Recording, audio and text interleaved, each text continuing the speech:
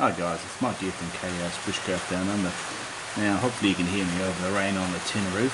We've had some week here in Western Australia. We've had 38 degrees and now a change of about, expecting 22 today and rain. So really a bit topsy-turvy as we change seasons. Anyway, what I thought I'd do is have a chat to you about these Yeti ice. Now recently I've becoming a bit of a Yeti fanboy. I purchased a Yeti hopper cooler. We'll do a review on that when I'm a bit more experienced with it and I've tested its performance. But so far I'm impressed. But I did purchase this Yeti 4-pound ice brick, and the first time I used it, I actually used it with these willow blocks which I've had for eons, and I put two of these which were a dead fit in the bottom of the Yeti, and the Yeti ice on top, then my drinks and what have you on top of that, and did a fabulous job for my day trip. So I left it all in there just to see how well insulated the Yeti was. And the following day, these bricks, these willow bricks, it was still frozen solid and the Yeti was completely melted. And I thought, cheekers, that's a bit rubbish. And I had to get my head around it, that the fact that the Yeti was sucking the heat from that, but it has a different, I'd call it melting point. They call it a phase change point. So the local ice I buy from my local supermarket, I did a quick check of it. It's basically nearly at 0 Celsius. Now these are freezing temperature at -2. So on the thumbnail you'll see that I have one of these Yeti bricks completely welded to the party ice I bought.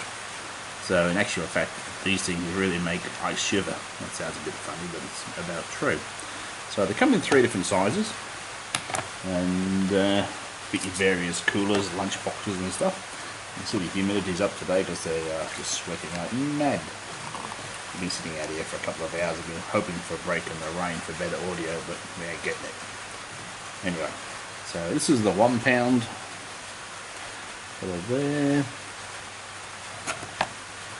2 pound and 4 pound. You guys still using an Imperial system. And they're all really well made. They come with a 5-year warranty in Australia. I assume that's global.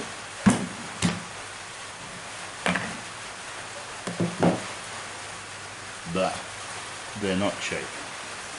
Now, there seems to be a bit of price regulation going on in Australia. Whether you buy them from your local retailer or from Yeti themselves, they're always the same price. So the 1 pounder, it's at $12.95 Australian. The 2 pounder is at $24.95 Australian, and the 4 pounder is at $34.95. Anyway, the measurements in inches I took from the website, but I ran my own tape measurements. So I got 200mm by 68 by 43 for the 1 pounder, weighed in at 488 grams.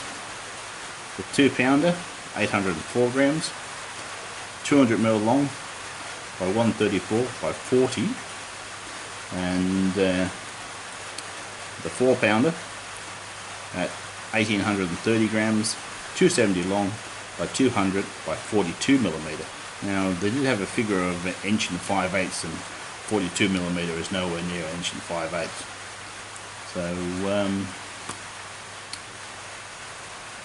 they're not cheap. Now, very rarely have I mixed party ice, as I'll call it, and cooler bricks. I've either used one or the other. And my local ice supply isn't great, that's for sure. But it was interesting that, as a rough test, and the weather was hovering in the mid-30s, in plain ice, brim full, for this hopper, I got 2 days. and with a lesser amount of ice and the ice brick, I got 3. So there is an advantage to it. I haven't quantified it enough yet. Unfortunately, I don't have 2 of these to test side by side, but there is certainly some advantage to using the bricks with ice. Anyway, I hope you found this interesting. Thanks for watching. Bye for now.